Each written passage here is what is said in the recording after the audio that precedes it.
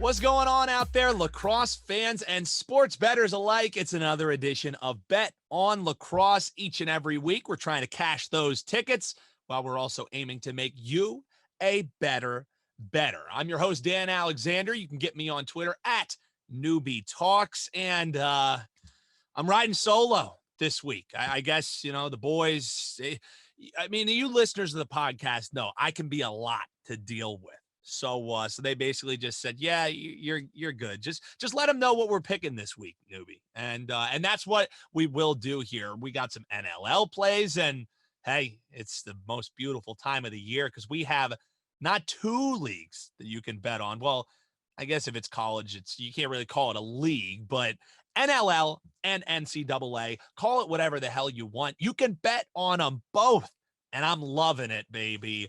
So we're going to get into our NLL plays, our NCAA plays. We got a best bet for you. We have some EMOs, two EMOs, actually. And one of them, I think, pretty interesting with some pretty juicy odds. So you're going to want to stick around for that. Before all of that, shout out to our guy, Brian Andrews, who's on the show last week. He was mentioning that, hey, some totals are ticking up here.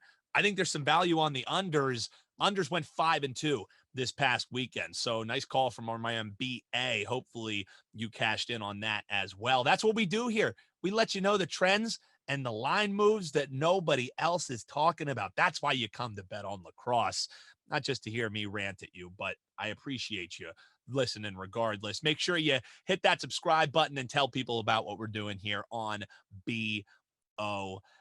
So before I get you our best bet, before I get you our EMOs, just this odd stat that I think is pretty telling, because if you just looked at the standings, you would say, oh, man, the Riptide, yuck.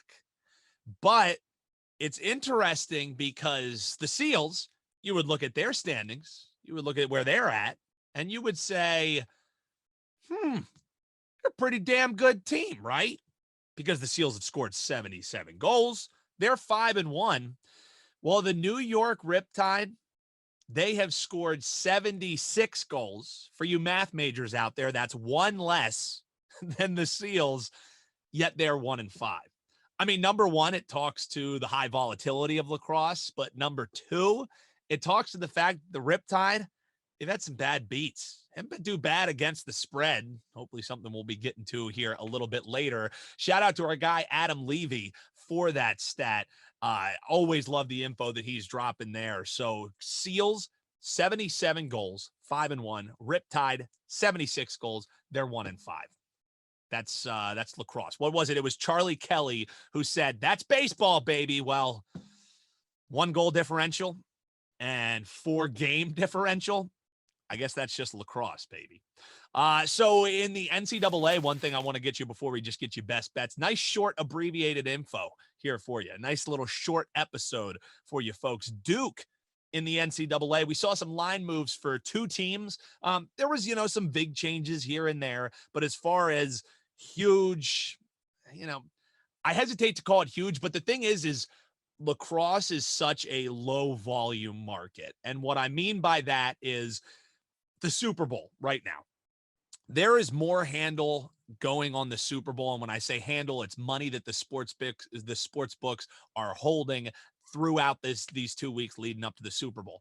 Everybody and their grandmother is betting on the NFL. And as it gets closer towards the Super Bowl, there's only more people who are going to be betting on it. On game day, maybe your apps are going to crash because there's going to be that many people trying to get in that last minute action. So that's a high volume market. With lacrosse, there's this show. There's, folks that we talk to on Twitter, like our guy Nordsy Picks. We're the ones who are really hammering these lacrosse markets. So that is a high volume market versus a low volume market. So when I say a huge move, okay, nitpick all you want. Oh, it's a point move. What are you talking about? A huge move. A point move in a lower volume market is more respectable than I feel like a large move in maybe a larger market, because with the NFL, sometimes, not often, but public money can be driving these lines. I feel like with lacrosse, even a small amount of money is able to move these lines in a different way if it comes from a respectable source. So Duke had a 1-point line move. They were 5.5-point favorites. They've moved to 6.5. Hopkins, which I'm seeing a lot of love for Jacksonville in the matchup with Hopkins. I don't get it, but Hopkins goes from -4.5 to 5.5.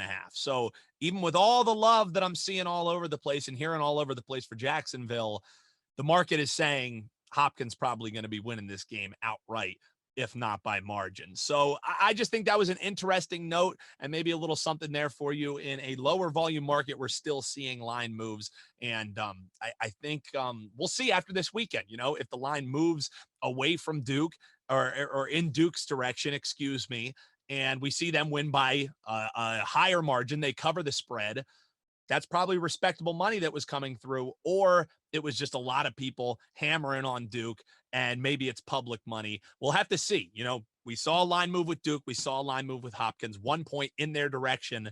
We'll recap that on the next edition of Bet on Lacrosse. Again, I'm Dan Alexander. You can get me on Twitter at Newbie Talks, flying solo this week. So we appreciate you tuning in. Make sure you tell folks about what we're doing here on Bet on Lacrosse. And without any further ado, let's get to it.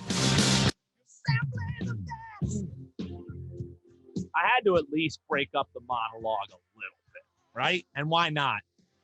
With some dulcet tones right there. It's best bet time on the Bet on Lacrosse podcast, and it's NCAA time. I love field lacrosse. I have grown to respect and appreciate box lacrosse, but my first true love as a born and bred American man is field lacrosse. And I wouldn't love pro lacrosse if it weren't for falling in love with the college game first. So we're starting off with a best bet in college action, 3:00 Eastern on Saturday. Denver taking on Utah. Denver a 4.5-point favorite, and the total in that one, 22.5. Now, I was thinking of making it a double best bet and telling you under and the dog, but let me just explain why I ended up loving the side a little bit more. Denver only lost one game at home last year. They have a great home field advantage. However, when you look at who they played outside of their loss to Loyola, the teams they beat: Providence, Georgetown, Marquette, Villanova, St. John's, and Utah, a team we're going to be getting to in here in just a second. So what do all those teams have in common? Outside of Utah and Marquette, majority of those teams are East Coast teams traveling to Colorado to be playing at a high altitude. That's a pretty darn nice advantage, right? It's one that they won't enjoy against Utah. They practice in some pretty thin air in Salt Lake City last year. And I hate using last year as, the baseline when you're trying to handicap a game, but you have to be cognizant of the fact that they opened up last year. Same kind of situation. It was 9-8, the win for Denver. But since that time, Denver's graduated some of their best players like Jackson Morrill, like Ethan Walker. They're both now playing at the next level. And Utah as a program, this is what I kind of view as maybe their statement year. Their program still is in its infancy, and I think they want to come out and make a statement right away. So at 4.5 for Denver, they're going to be playing with limited chemistry in week one, trying to adjust with some new starters in the lineup. I think Utah could win this game outright. So you're going to give me 4.5 points with a highly motivated team, with a situation that's setting up to play towards a dog in week one, and you're going to give me 4.5 goals. And just wait, because this could have been an EMO as well, because it's even money. Utah plus 4.5, even money at DraftKings. Best bet for me. NCAA action is back, baby. It was just the playoffs last year. We got it all year long, and the lines were up for a good week and a half. So best bet again, Utah plus 4.5. I think they're live. I wouldn't blame you if you sprinkle a little bit on the money line. But in week one, I'm going to play it a little safer. I'm going to be taking the 4.5 with Utah. Best bet, which brings us to our EMOs. And this is a great episode to be riding with me solo, because every single play on the show today could qualify as an EMO. All I had to do was look at the board this week and see that there was a 2.5 that was juicy, that wasn't with the PCLC, because they've been hurting my heart a little bit. Still love them. Don't get me wrong, but I'm taking a mental health break from Panther City. I think they could be live on the money line this week, but I can't do it. So EMO this week, Riptide plus 2.5. It's even money, baby, versus the Halifax Thunderbirds. This one for me is simple. I give you this concept all the time. If I think a dog is live to win the game, I'm always going to take them on the spread.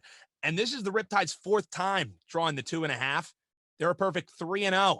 And one of those games was a straight up win against the Wings. Now, don't get me wrong. It was a perfect setup spot for them, but still 3-0, 2.5. We know 2.5 has been a profitable spot. I got to roll with it. I got to stay rolling with it. And if you think about where the Riptide is at this point in the year, they almost beat the Bandits last week. And I have a lot of respect for a Bandits team that has a lot of chemistry working. So I'm getting 2.5. They're perfect 3-0 when getting 2.5. They're coming off a bit of a heartbreaking loss that they almost had the Bandits. Give me 2.5 plus 100. Riptide versus the Halifax Thunderbird. That's the EMO, and a little bonus EMO for those of you who sat through my ranting at you. I think there's some value here. I was talking with my guy Hutton Jackson. You can find him on Twitter at Hutton Jackson.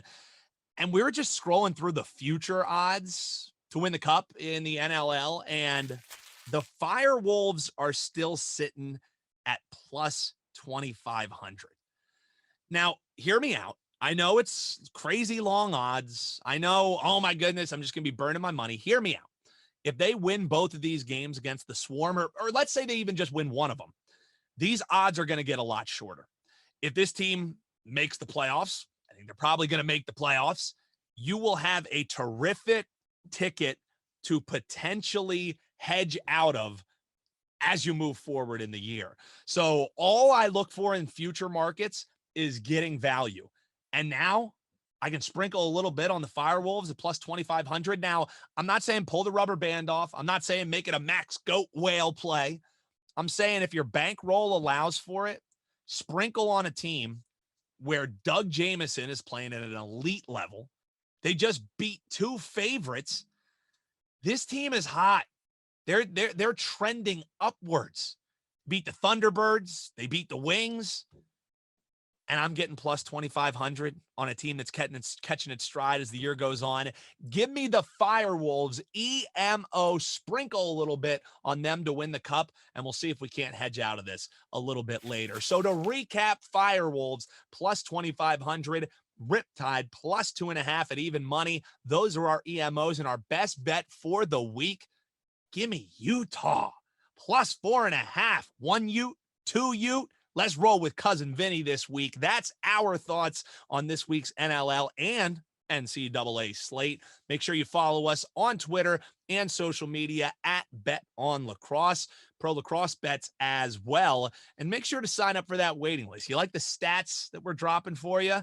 You want to be a part of the Bet On Lacrosse report? Shoot us an email, drop us a line on Twitter, and we'll let you know how to do that. So we want to hear who you're betting on this week. What's your locks of the week? God, I hate that term.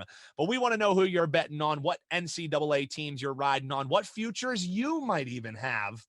I think Georgetown's worth a look as we preview these NLL and NCAA lines and help you bet on lacrosse. Till next week, I'm Dan Alexander. Thanks for tuning in.